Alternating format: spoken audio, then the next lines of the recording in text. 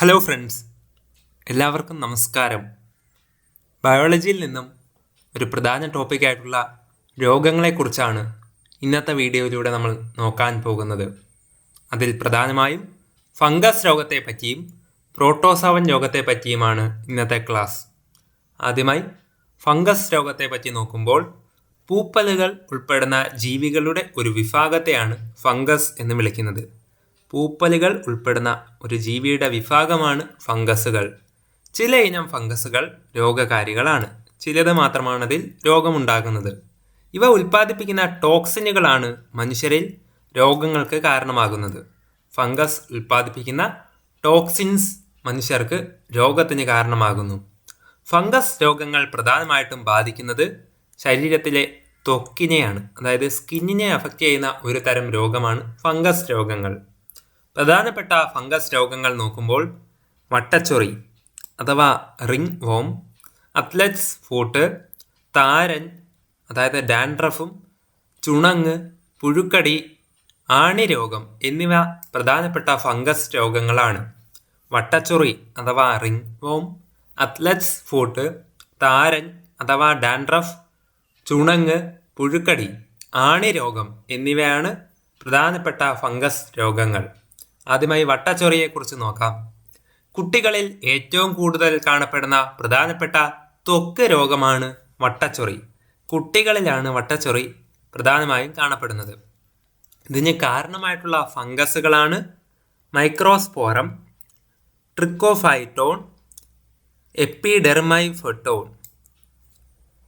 Microsporum, Trichophyton, എപ്പിഡെർമോഫൈറ്റൺ എന്നിവയാണ് വട്ടച്ചൊറിക്ക് കാരണമായിട്ടുള്ള ഫംഗസുകൾ.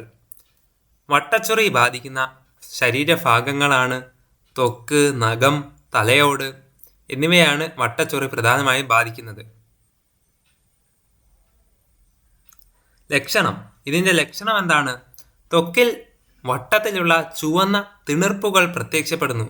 വട്ടച്ചൊറിയുടെ പ്രധാന ലക്ഷണമാണ് നമ്മുടെ ശരീരത്തിലെ ത്വക്കിൽ വട്ടത്തിലുള്ള ചുവന്ന തിണർപ്പുകൾ പ്രത്യക്ഷമാകുന്നു.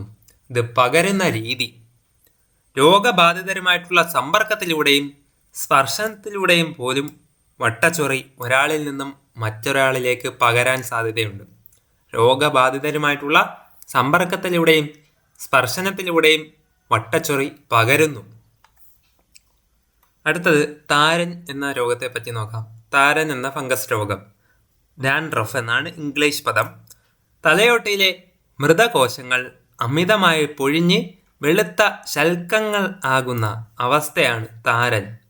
തലയോട്ടിലെ മൃതകോശങ്ങൾ അമിതമായി പൊഴിഞ്ഞിട്ട് വെളുത്ത ശൽക്കങ്ങളാകുന്ന അവസ്ഥയാണ് താരൻ. ചില ഫംഗസുകളുടെ അണുബാധ താരൻ വർദ്ധിപ്പിക്കുന്നതിന് കാരണമാകുന്നു. ചില ഫംഗസുകളുടെ അണുബാധ കൊണ്ട് താരൻ വർദ്ധിക്കാൻ കാരണമാകുന്നുണ്ട്. ഇതിൻ്റെ പ്രധാനപ്പെട്ട ലക്ഷണങ്ങൾ നോക്കാം. തലയോട്ടിയിൽ ചൊറിച്ചിൽ വരുന്നുണ്ട്, വെളുത്ത പൊടി പോലുള്ള ശൽക്കങ്ങൾ വരുന്നു, മുടി കൊഴിച്ചിലെല്ലാം താരൻ്റെ ലക്ഷണമാണ്. അടുത്തതായി അത്ലറ്റ്സ് ഫൂട്ടിനെ കുറിച്ച് നോക്കാം. കാൽവിരലുകൾക്കിടയിലും പാദങ്ങളിലും ഫംഗസ് ബാധ മൂലം ഉണ്ടാകുന്ന ഒരു രോഗമാണ് അത്ലറ്റ്സ് ഫൂട്ട്.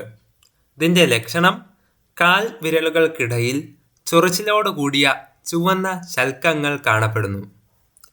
അത്ലറ്റ്സ് ഫൂട്ടിൻ്റെ ലക്ഷണം പറഞ്ഞത് കണ്ടോ?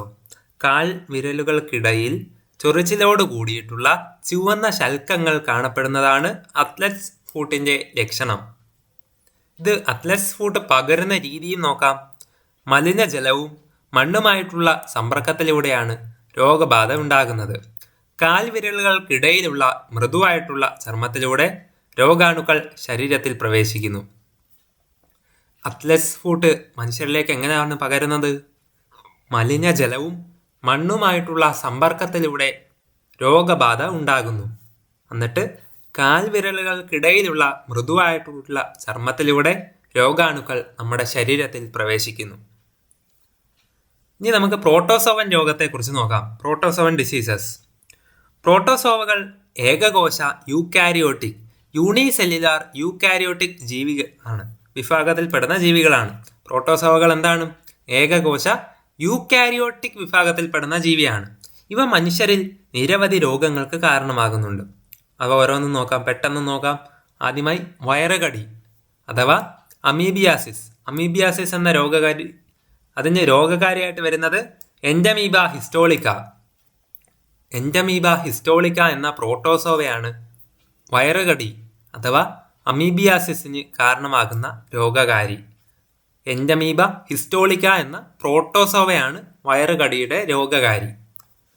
വയറുകടി ബാധിക്കുന്ന ശരീര അവയവം നോക്കുമ്പോൾ ചെറുകുടലിനെയാണ് ഈ രോഗം പ്രധാനമായിട്ടും ബാധിക്കുന്നത്. വയറുകടി ചെറുകുടലിനെ ബാധിക്കുന്നുണ്ട്. അടുത്ത രോഗമായിട്ട് മലേറിയ അഥവാ മലമ്പനി. മലമ്പനിയുടെ രോഗകാരി പ്ലാസ്മോഡിയമാണ്. പ്ലാസ്മോഡിയം എന്ന രോഗകാരിയാണ് മലമ്പനിക്ക് കാരണമാകുന്നത്. ഇതിൻ്റെ രോഗവാഹകനായി തീരുന്നത് അനോഫിലസ് പെൺകൊതുകാണ്. ഫീമെയിൽ അനോഫിലസ് മോസ്കിറ്റോ ആണ് മലമ്പനിയുടെ രോഗവാഹകനായിട്ട് തീരുന്നത്. മലമ്പനി ബാധിക്കുന്ന ശരീര അവയവം പ്ലീഹ അഥവാ സ്പ്ലീനെയാണ് മലമ്പനി ബാധിക്കുന്നത്. ഇതിന് ആതിഥേയ ജീവിയായിട്ട് വരുന്നത് മനുഷ്യൻ തന്നെയാണ്. മനുഷ്യനിലോട്ട് കയറിയിട്ടാണ് ഇത് പ്രവർത്തിക്കുന്നത്. പ്രധാനപ്പെട്ട ലക്ഷണങ്ങൾ. മലമ്പനിയുടെ പ്രധാന ലക്ഷണങ്ങൾ വിറയലോട് കൂടിയിട്ടുള്ള ശക്തമായിട്ടുള്ള പനി, അമിത വിയർപ്പ്, തലവേദന, ഛർദി, വയറിളക്കം, വിളർച്ച അഥവാ അനീമിയ എല്ലാം വരുന്നത് മലമ്പനിയുടെ പ്രധാന ലക്ഷണങ്ങളാണ്. എന്തൊക്കെയാണ്? വിറയലോട് കൂടിയ ശക്തമായ പനി, അമിത വിയർപ്പ്, തലവേദന, ഛർദി, വയറിളക്കം, വിളർച്ച അഥവാ അനീമിയ എല്ലാം മലമ്പനിയുടെ പ്രധാനപ്പെട്ട ലക്ഷണങ്ങളാണ്.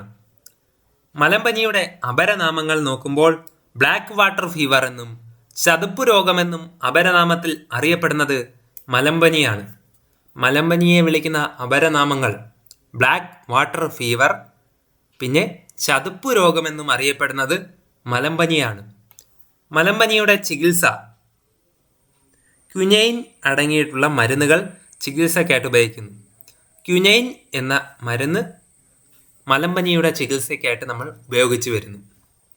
മലമ്പനിയുമായിട്ട് ബന്ധപ്പെട്ട പ്രധാനപ്പെട്ട വസ്തുതകൾ പെട്ടെന്ന് നോക്കുമ്പോൾ മലമ്പനിക്ക് കാരണം അനോഫിലസ് കൊതുകുകളാണ് എന്ന് കണ്ടെത്തിയത് ആരാണ്?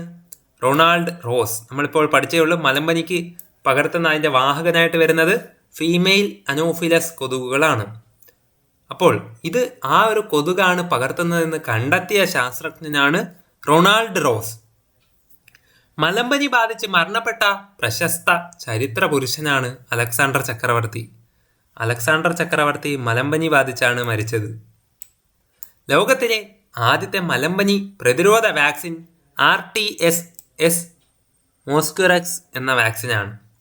RTS മോസ്ക്യുറക്സ് എന്ന വാക്സിനാണ് ലോകത്തിലെ ആദ്യത്തെ മലമ്പനി പ്രതിരോധ വാക്സിൻ. അടുത്തതായി മന്ദരോഗത്തെ പറ്റി നോക്കാം. മന്ദരോഗത്തെ ഇംഗ്ലീഷിൽ ഫൈലേറിയാസിസ് എന്നാണ് വിളിക്കുന്നത്. ഫൈലേറിയാസിസ്. മന്ദരോഗത്തിൻ്റെ ശാസ്ത്രീയ നാമം എലിഫന്റിയാസിസ് എന്നാണ്. എലിഫന്റിയാസിസ് എന്നാണ് മന്ദരോഗത്തിൻ്റെ ശാസ്ത്രീയ നാമം. ഇതിന് രോഗകാരിയായിട്ട് വരുന്നത് ഫൈലേറിയൽ വോംസ് ആണ്. അതുകൊണ്ടാണ് മന്ദരോഗത്തെ ഫൈലേറിയാസിസ് എന്ന് വിളിക്കുന്നത്. മന്ദരോഗത്തിൻ്റെ രോഗകാരി ഫൈലേറിയൽ വിരകൾ, ഫൈലേറിയൽ വോംസ്.